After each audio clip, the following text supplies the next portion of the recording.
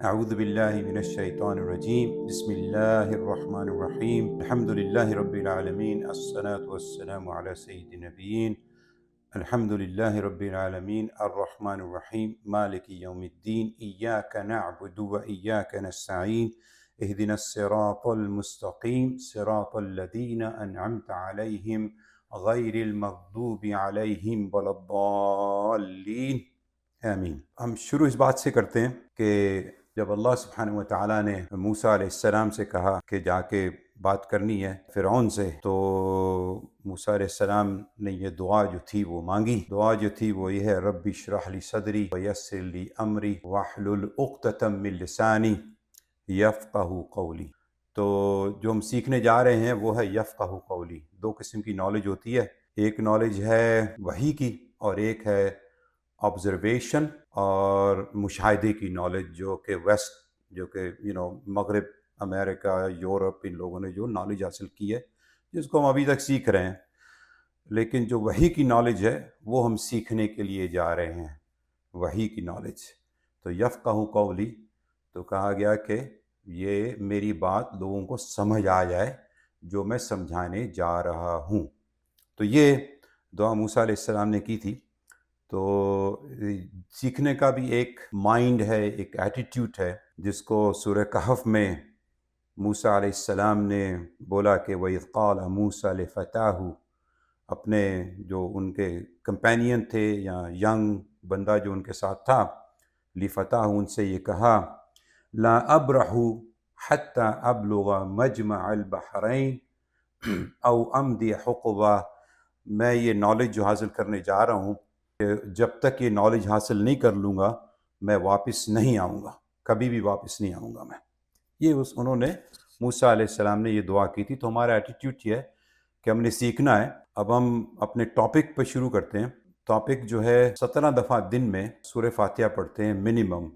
فرض نماز میں اگر صرف پڑھی جائے تو سورہ فاتحہ 17 دفعہ دن میں پڑھتے ہیں۔ اور چونکہ عربی ہماری زبان نہیں ہے تو ہم پڑھتے ہیں الحمدللہ، لیکن اب ہم اس کو نیکسٹ سٹیپ پہ لے جانے کے لیے یہ ہماری ایفرٹ ہے۔ اگر ہم سورہ فاتحہ کو شروع کریں تو اس میں تو کافی دن لگ جائیں گے، لیکن ہمارا ٹاپک ہے تفکر اینڈ تدبر۔ سورہ فاتحہ کے آخر میں جب ہم کہتے ہیں، اللہ سبحانہ تعالیٰ سے جب دعا کرتے ہیں اور جب ہدایت مانگتے ہیں اور پھر کہتے ہیں کہ ہدایت ہمیں کون سی چاہیے، بڑے اسپیسیفکلی ہم کہتے ہیں کہ کون سی ہدایت ہمیں چاہیے، ادھر ادھر کی ہدایت نہیں، بڑے اسپیسیفکلی ہم کہتے ہیں انعمت علیہم، جن پہ آپ کا فضل ہے، انعمت علیہم، پھر ان پر نہیں، غیر المغضوب، جن پر آپ کا غضب ہے، ولا الضالین، اور جو لوگ گمراہ ہو گئے۔ تو یہ 17 دفعہ دن میں ہم یہ پڑھتے ہیں، لیکن کبھی اس پہ اگر غور کریں یا اس کو سمجھیں اور سوچیں تو کون لوگ ہیں وہ جن پہ اللہ کا غضب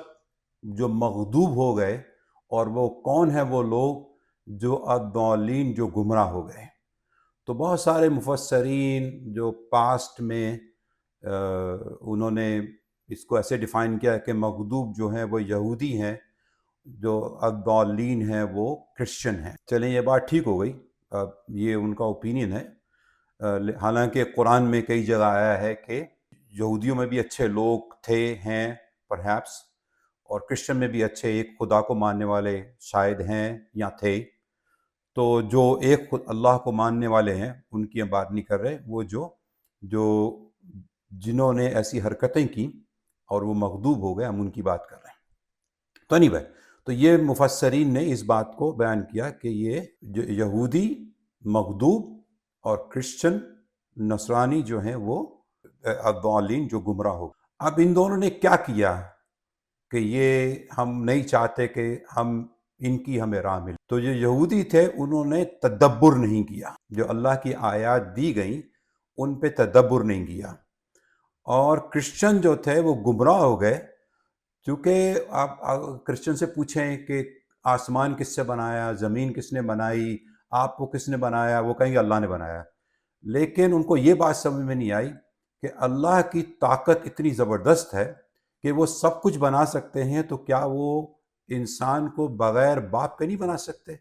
آدم علیہ السلام کو اللہ سبحانہ و تعالیٰ نے بنایا بغیر باپ کے اور ماں کے، تو کیا ان کو نہیں بنا سکتے؟ تو آگے اگر آپ تھوڑا سا چلیں تو زکریا علیہ السلام نے دعا کی بیٹے کے لیے، اللہ نے انہیں یحییٰ علیہ السلام دیے.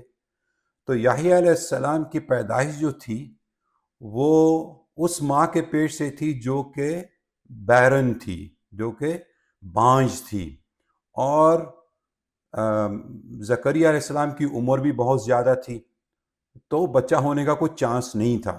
لیکن اللہ سبحانہ تعالیٰ نے ان کو بیٹا دیا. تو وہ کیوں نہیں ہوئے کہ وہ جو ہے وہ بھی ایک بہت بڑے یعنی کہ نبی تھے، ان کو بیٹا کیوں نہیں بنایا گیا، نعوذ باللہ. تو یہ ساری باتیں کرسچن کی سمجھ میں نہیں آتی، تو وہ اس چیز سے وہ گمراہ ہو گئے.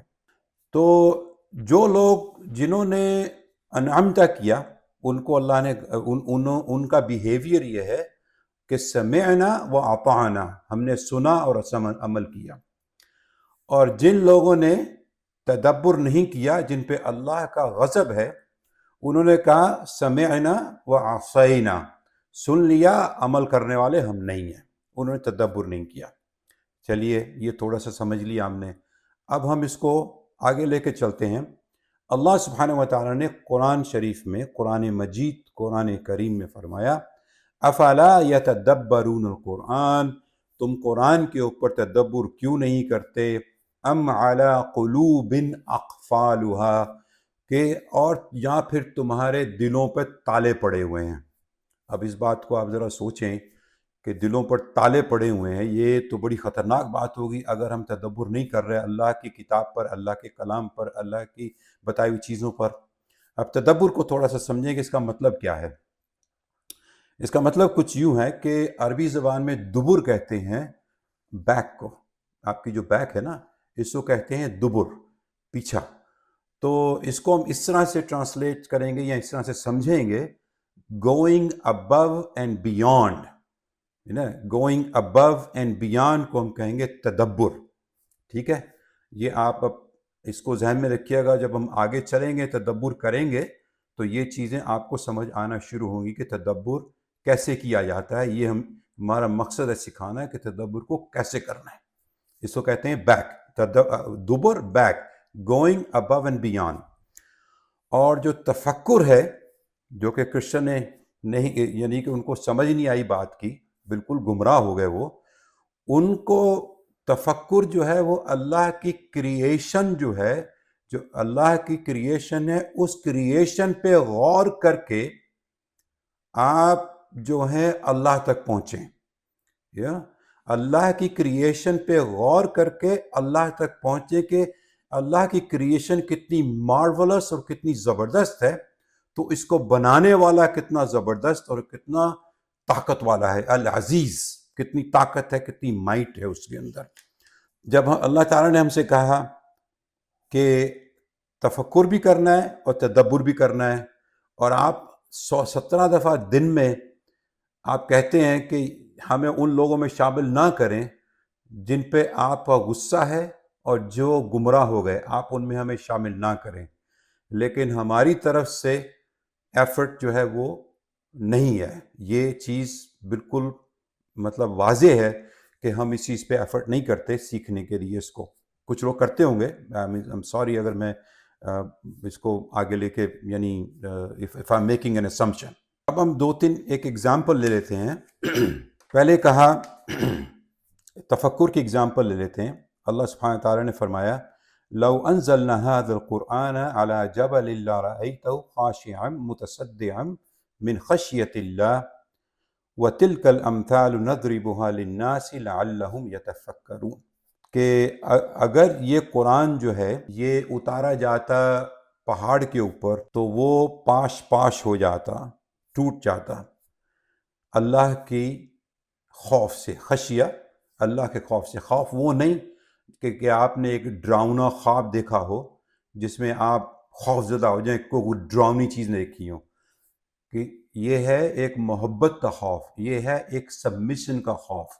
اس خوف سے کہ میں اس کا وزن نہیں اٹھا سکتا اور وہ پاش پاش ہو جائے. اور یہ اگزامپل اللہ تعالیٰ انسانوں کو دیتے ہیں تاکہ وہ اس پر تفکر کریں. تو اس میں کیا تفکر ہے؟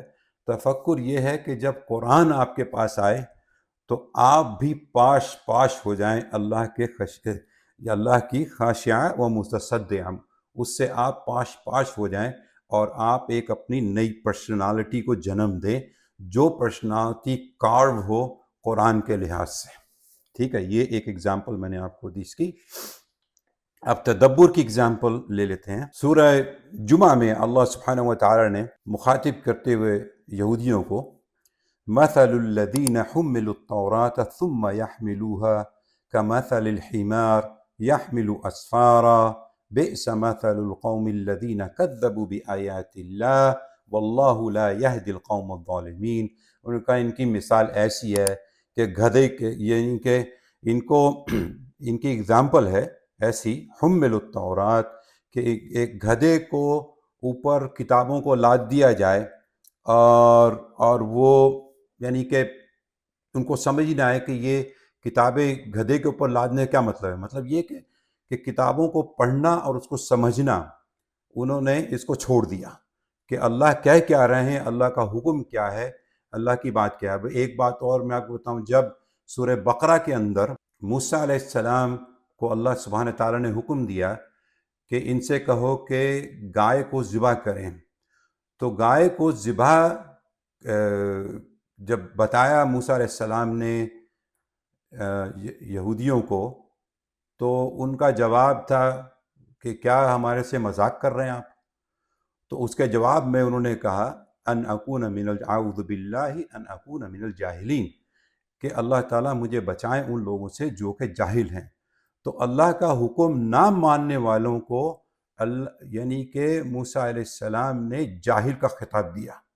تھوڑا سا آپ کریں تو موسیٰ علیہ، تو یہ اللہ سبحانہ و تعالیٰ نے اگزامپل دی سورہ جمعہ میں، کہا کہ یہ ایسے ہیں کہ ان کو کتاب تورات دی گئی اور ایسے ہی ہے جیسے گدھے کے اوپر کتابیں لاد دی گئیں اور انہوں نے اس پہ تدبر نہیں کیا. تو اب رمضان آنے والا ہے اور ہم یہ آیت بہت سنتے ہیں، بہت ٹی وی پر بھی آتی ہے یہ آیت، شہر رمضان الذی انزل فیہ القرآن، بس یہاں تک ہی لوگ لکھتے ہیں عموماً. اس کے بعد جو ہے ھدی للناس وبینات من الھدی والفرقان، یہ کتاب لوگوں کی ہدایت کے لیے ہے اور اس میں کھلے پروف ہیں جو ہدایت اور فرقان کا باعث بنے. ٹھیک ہے، ان کے جو الگ معنی ہیں وہ ہم انشاءاللہ نیکسٹ ٹائم یا پھر کبھی لے لیں گے، لیکن بتانے کا مقصد یہ ہے کہ قرآن کے آنے کا مقصد لوگوں کو ہدایت کی طرف لے کر آنا، لوگوں کو اللہ کی طرف لے کر آنا. اب رمضان میں لوگ یعنی دو بلین مسلمان ہیں، فرض کریں 1 بلین لوگ قرآن کو پڑھتے ہیں، یعنی کہ تو کوئی کتاب دنیا میں ایسی نہیں ہے، آپ کو معلوم ہے، جو اتنی زیادہ پڑھی جائے، اور کوئی کتاب ایسی نہیں ہے جس کو دنیا میں اتنا زیادہ میمورائز کیا جائے. لیکن افسوس اس بات کا ہے کہ اس کتاب کو سمجھنے کے لیے لوگوں نے ایفرٹ بہت زیادہ نہیں کی، بلکہ بعض بار روکا بھی جاتا ہے کہ اس کو آپ نے نہیں پڑھنا ہے، زیادہ آپ شاید گمراہ ہو جائیں گے. دوسری دنیا میں لوگ پڑھ کے یعنی ٹرانسلیشن پڑھ کے ان کو ہدایت مل جاتی ہے، لیکن ہمارے ہاں اس بات کو نہیں بتایا جاتا. لیکن بہرحال ہم کسی کو کرٹیسائز نہیں کرتے اس کے اوپر. ایک آیت پچھلے دنوں میری نظر سے گزری، اس کو بھی ہم تفکر و تدبر میں لیتے ہیں.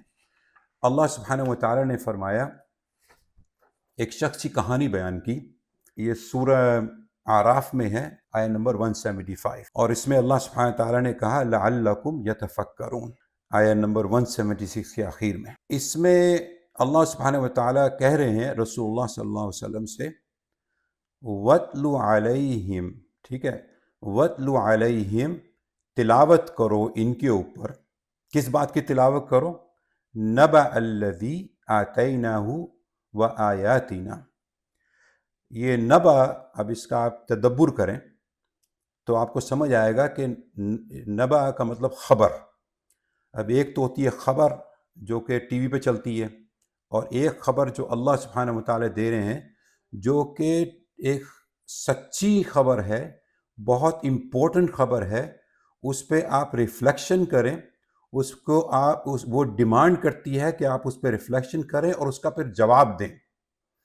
تو اللہ سبحانہ و تعالیٰ ایک شخص کے بارے میں بتا رہے ہیں کہ کوئی شخص تھا، یہ بتا وتلو. اچھا، اور قرآن کتاب ایسی ہے جو خود بتاتی ہے کہ مجھے کیسے پڑھنا ہے. اردو میں نہیں پڑھنا ہے یا انگریزی میں نہیں پڑھنا ہے، لسان میں پڑھنا ہے.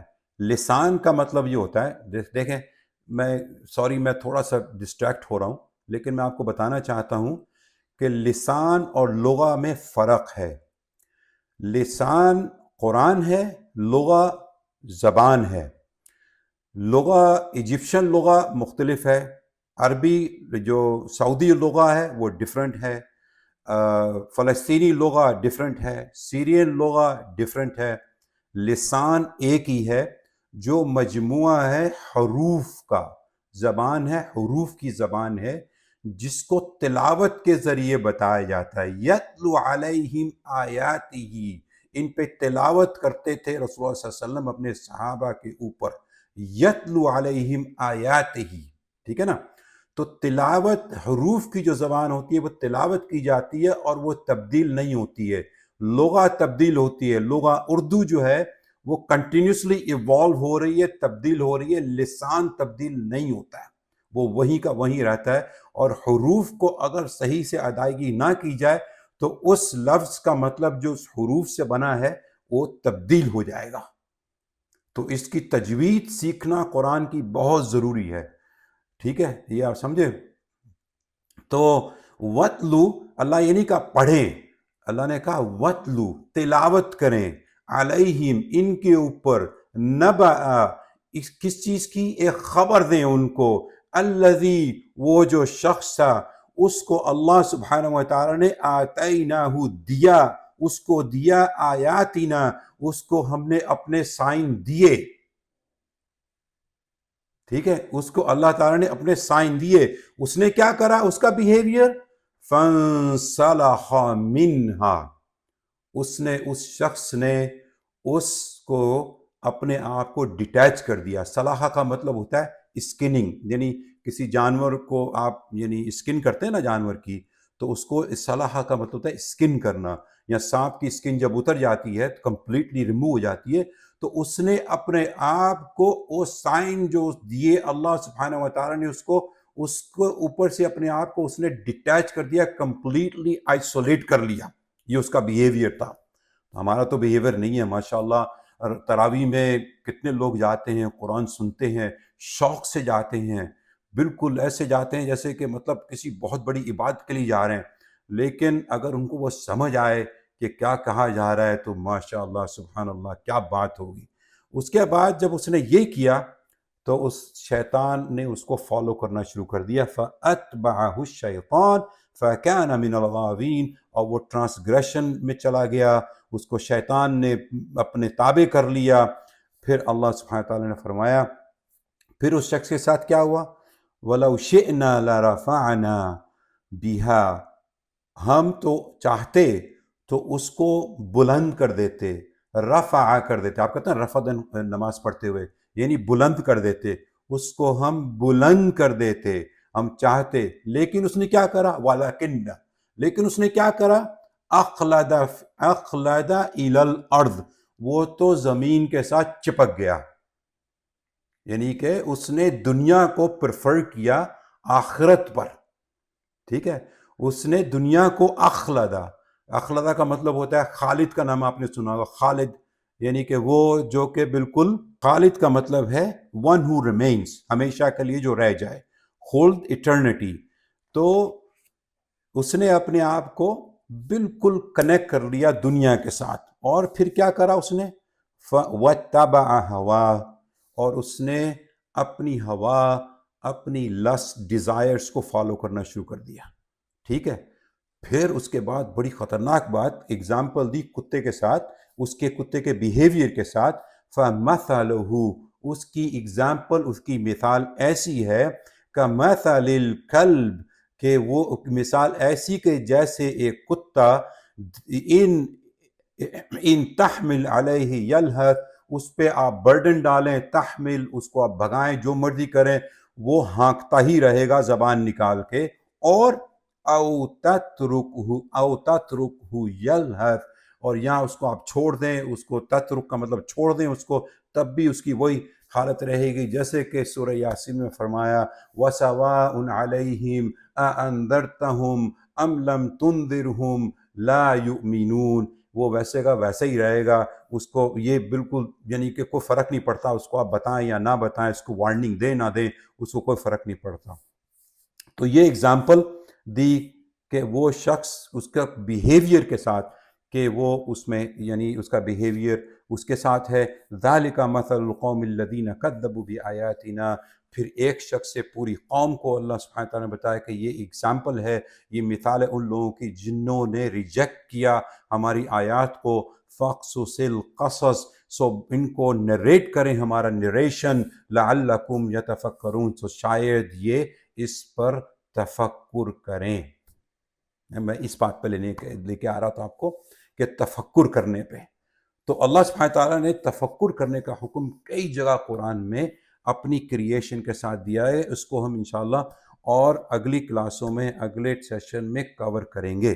تو تفکر پہ تھوڑی بات زیادہ ہو گئی آج، تدبر پہ تھوڑی کم ہوئی، لیکن ایک میں آپ کو تدبر کی بات جاتے جاتے بتانا چاہ رہا ہوں اس اینڈ کرنے سے پہلے، وہ یہ ہے کہ سورہ واقعہ میں ہم پڑھتے ہیں لا یمسہ الا المطہرون، تو اس پہ اگر آپ جا کے ریسرچ کریں تو آپ دیکھیں گے کہ مس کا مطلب ہوتا ہے ٹچ کرنا، لا یمسہ الا المطہرون، تو اس کی ٹرانسلیشن یہ بنتی ہے، یعنی لوگ اس کو ٹرانسلیشن ایسے کرتے ہیں کہ آپ اس کو ٹچ نہ کریں، یعنی قرآن کو ٹچ نہ کریں جب تک آپ پیوریفائڈ نہیں ہو، مطلب یہ اپنے غسل نہیں کیا یا وضو نہیں کیا۔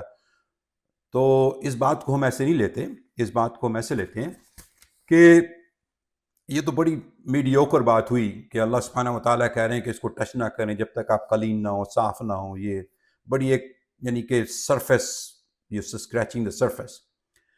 اس کا مطلب یہ ہے اگر آپ اس کو تدبر کریں اس پہ کہ آپ پیوریفائڈ ہوئے ہی نہیں، آپ پاک صاف ہوئے ہی نہیں اگر قرآن نے آپ کو ٹچ نہیں کیا۔ ٹھیک ہے، آپ جا کے قرآن میں ریسرچ کریں مسا کس جگہوں پہ آیا، آگ پر آیا، یعنی کہ وہ یہودی کہتے تھے کہ ہمیں آگ ٹچ ہی نہیں کر سکتی۔ ٹھیک ہے، تو اس کو اگر آپ تدبر کے لحاظ سے دیکھیں تو اتنی خوبصورت بات ہے یہ کہ آپ کلین یا پیوریفائڈ نہیں ہوئے جب تک قرآن نے آپ کو پیوریفائی نہیں کیا۔ سمجھے اس بات، یہ لا یمسہ الا المطہرون، اس کو اس طرح سے آپ سمجھیں۔ اور جگہ پر ایک اور تدبر تھوڑا سا میں آپ کو بتا دوں، سورہ کہف، جہاں سے یہ ہماری ایک جرنی شروع ہوئی کہ ہم نے سوال پوچھا کہ رسول اللہ صلی اللہ علیہ وسلم نے سورہ کہف ہر مسلمان کو جمعہ کے دن پڑھنے کے لیے کیوں کہا؟ یہاں سے ہماری یہ جرنی شروع ہوئی تھی۔ اس سے علاوہ اور بھی جرنی ہم آپ کو بتائیں گے فیوچر میں، کہ ہم جب امریکہ آئے تو بائبل بیلٹ میں آ گئے جہاں پہ لوگوں نے ہمیں کرسچن بنانے کی کوشش کی، ہمیں کچھ بھی نہیں آتا تھا، ہماری عمر ٹین ایجر تھے ہم، تو وہاں سے ہماری جرنی شروع ہوئی کہ ہم کون ہیں۔ تو یہ وہاں سے جرنی شروع ہوئی۔ تو کچھ لوگ کہتے ہیں، یعنی ایک حدیثوں میں بھی شاید یہ ہے کہ سورہ کہف پڑھنے سے آپ کے اوپر رحمت ہو جاتی ہے، آپ کے گناہ معاف ہو جاتے ہیں، پچھلے جمعے کے، اگلے جمعے کے، اور چلو ٹھیک ہے ہو جاتے ہیں، لیکن اس کے اندر ہے کیا جو میں نے پڑھنا ہے، سمجھنا ہے، امپلیمنٹ کرنا ہے، ہر ہفتے اپنے آپ کو ریمائنڈ کروانا ہے، اس میں ہے کیا؟ یہ سوچیں آپ۔ تو اس کا پہلا لفظ ہی جو ہے، پہلا جملہ جو ہے، الحمدللہ الذی انزل علی عبدہ الکتاب ولم یجعل لہ عوجا۔ اب لوگ اسے ٹرانسلیٹ کرتے ہیں کہ یہ ہم نے کتاب اپنے بندے پہ اتاری اور اس کتاب میں کوئی کروکڈنس نہیں ہے۔ ارے بھائی، کروکڈنس اس کتاب میں کیسے ہو سکتی ہے؟ یعنی اگر آپ تدبر کریں، اس بات کو سمجھیں، لہو کو اس میں لیں تو کیسے کروکڈنس ہو سکتی ہے؟ اللہ is perfect, his book is perfect, then how can he say that there is a crookedness in the book? There is no way. I don't accept that. تو اس کا جب ہم نے کام نکالا تو بات یہ نکلی کہ عوجا کا مطلب یہ ہے کہ جس شخص کے اندر قرآن ہے وہ شخص کبھی کروکڈ ہو ہی نہیں سکتا. عوجا, ٹھیک ہے, وہ شخص جس کے اندر قرآن آ گیا وہ شخص کروکڈ نہیں ہو سکتا, امپاسبل. ٹھیک ہے, تو یہ تھوڑے سے میں نے آپ کو جھلکیاں دی ہیں تفکر اور تدبر کی. اگر آپ اس کو, یعنی ہمارا مقصد یہ ہے کہ ہر شخص جو اس کو سنے وہ خود تفکر اور تدبر کرنا شروع کر دے. ٹھیک ہے نا, تو یہ ہم نے سکھانا ہے اپنی کلاسوں کے اندر. یہ تھوڑا سا میں نے آپ کو ایک تھوڑی سی جرنی دیا. آئی ہوپ کہ آپ کو یہ, I am very passionate about it. تو سم ٹائم اگر میں اس پہ لاؤڈ ہو جاؤں تو I ask for apology, I apologise for it. چلیے یہاں پہ اب ہم رک جاتے ہیں, ٹائم ہمارا کمپلیٹ ہوا. غفرانک ربنا و الیک المصیر.